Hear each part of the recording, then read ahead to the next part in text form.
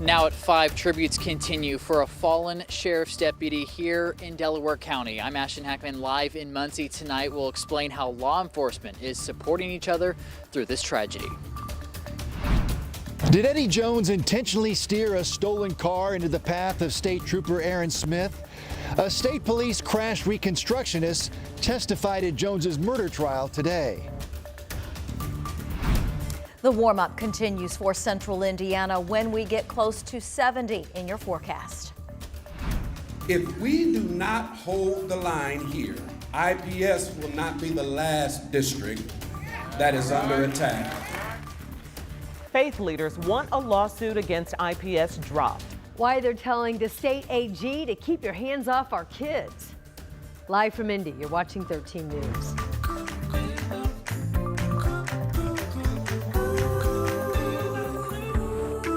Tonight at 5 o'clock, as you can see, this memorial is growing in honor of a Delaware County Sheriff's deputy killed in the line of duty. This right here, a look at the flowers, the gifts, and just all the tributes for Corporal Blake Reynolds. Reynolds died Wednesday morning after police say a semi-driver lost control and then hit his patrol car. The 31-year-old deputy was stopped on I-69 helping a stranded driver at the time. And his death continues to impact not just the community, but his fellow officers as well. Ashton Hackman is back in Muncie tonight. He's live outside the sheriff's office where more people are continuing to stop and pay their respects to Ashton. Felicia and Anne-Marie, in just 24 hours since Corporal Blake Reynolds' death, we've seen this memorial here grow with more flowers, mementos, and special gifts honoring him. And as the community rallies around the department, the law enforcement family is rallying around each other. As the memorial grows for fallen Delaware County Sheriff Corporal Blake Reynolds, the Indy Fraternal Order of Police hopes morale among deputies grows too. We're very close knit. Whenever there's a tragic loss of a law enforcement officer, it hits home to everybody. The 31-year-old corporal was hit and killed when a semi crashed into his patrol car on Interstate 69. As countless officers rushed to the scene, the Indy FOP arrived with a different kind of support, their new Active Response Kit, or ARC. We got the phone call about 8 o'clock in the morning to respond, and we were wheels up in 2 hours from Indy, and we got up here a little bit after 11 o'clock. The mobile unit, deployed for the first time, helped the FOP feed and comfort grieving deputies. It's equipped with an onboard generator, sleeping space for 6, and can operate up to 2 days without power. Designed to be there when first responders need support themselves. They're back to work today. You know, I mean, they still have to get out there. They have a job to do, and they all know that. They raised their hand to swear an oath, and they're back out there serving and protecting the community. A community they continue to serve, now rallying around the department as it grieves one of its own. The community still continue to come out here, pay your respects to the family, come to the SUV that's out front in honor of the deputy, and leave your notes and stuff like that, because that's important for the family later. A family and a police force remembering a young deputy killed in the line of duty. Funeral arrangements for Corporal Reynolds are still being worked out. In the meantime, Indiana State Police would not provide an update on this crash investigation, but I have learned today that the driver of the semi that police believe caused this crash remains in a hospital in Indianapolis in critical condition. Anne-Marie and Felicia, the other semi driver, that innocent bystander stranded on the interstate, they had no injuries in this crash. Obviously just a heartbreaking situation, and it's having an impact still here in Delaware County. All right, Ashton Hackman reporting live for us tonight. Thank you. And we're going to keep you updated on any memorial services as well as the investigation into the deputy's death on air and online. You can check out our comprehensive coverage on our app as well as also at WTHR.com. In the courtroom today, we now know the prosecution is expected to rest its case tomorrow. This is in the trial of that man from Missouri who was charged with the murder of an Indiana State Trooper. Rich Nye is at the Hendricks County Courthouse where a crash reconstructionist testified this afternoon on how Trooper Aaron Smith was struck and killed by a stolen car. Attorneys for Eddie Jones argue that he was turning onto Interstate 70, not intentionally trying to hit Trooper Aaron Smith. State police were chasing Jones in a stolen car in June 2023 on Ronald Reagan Parkway near I-70. State Police crash reconstructionist Lieutenant Tyler Utterback told the jury that Jones was traveling at a high rate of speed when he made an extreme turn input to the right toward where Aaron Smith was ready to deploy stop sticks. Utterback said there's no evidence of a countersteer to avoid hitting the trooper. Doug Carter was the state police superintendent at the time of the crash. I do believe it was an intentional act, but the burden should be on the state of Indiana. That's what our system is. That's what we expect of our system. So yes, that's a very high burden, and it should be a high burden.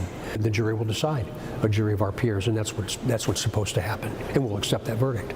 The defense raised questions about whether the crash reconstructionist had a conflict of interest. Lieutenant Tyler Utterback knew Trooper Smith.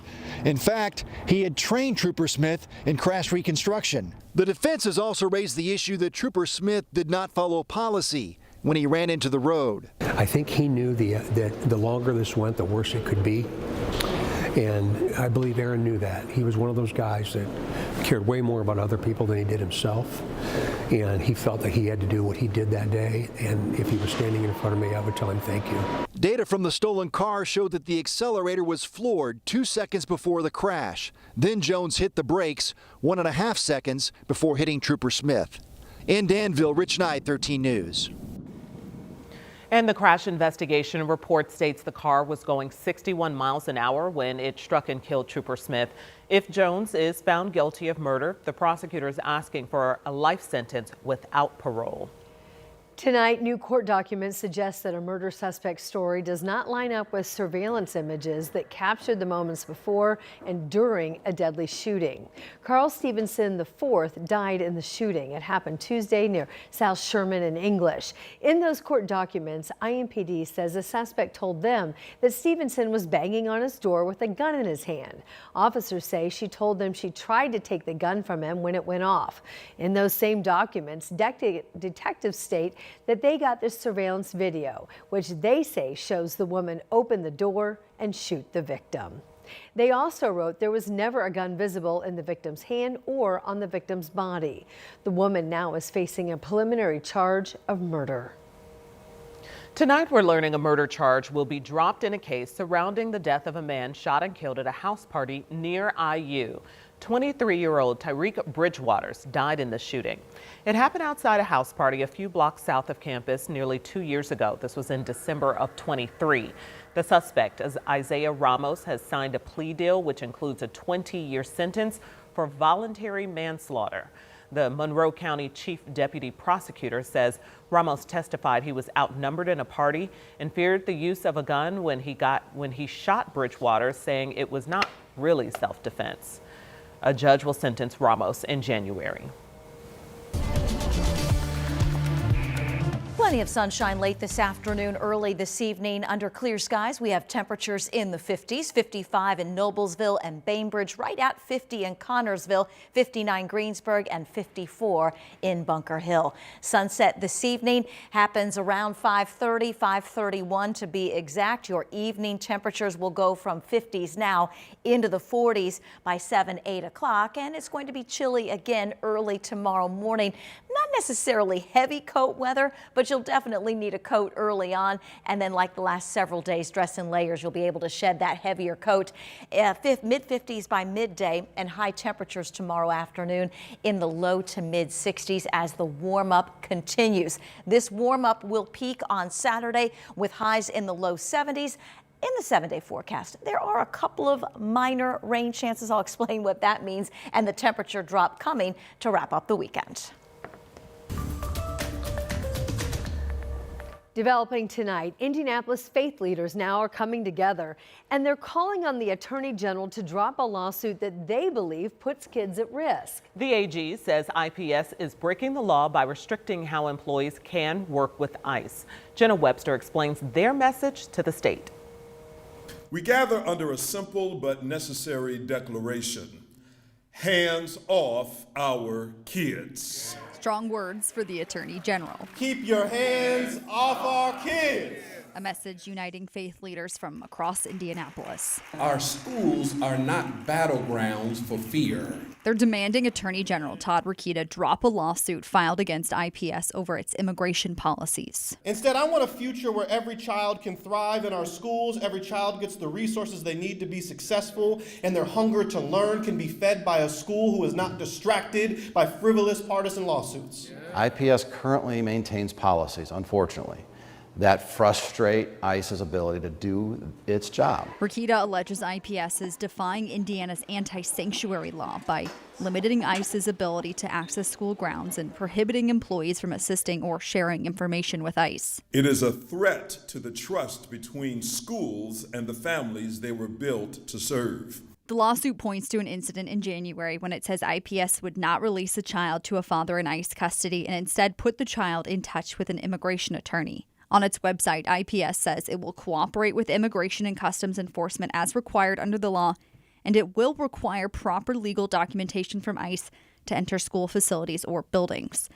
Faith leaders say ICE should not be allowed at schools. The bottom line is that law enforcement with no warrant and no clear identification shouldn't get access to any children in any of our schools. IPS Superintendent Alicia Johnson was there to listen. When asked why they chose to attend, a district spokesperson referred us to a previous statement in which they said they take all legal obligations seriously, but also called this silly litigation and political posturing. We will stand into compassion, Congress. But the message from faith leaders couldn't be clearer. We will keep standing until Indiana stands for what is right.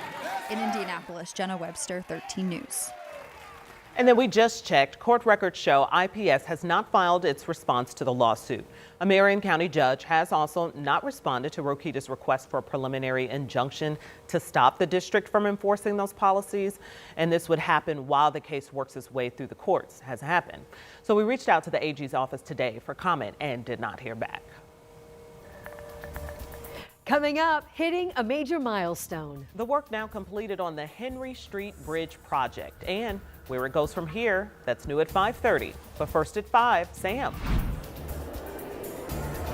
The holidays are here, whether you're ready or not, and they are back as beautiful as ever. Take a look inside the Festival of Trees. We are bringing you inside before it's open to the public. Still ahead.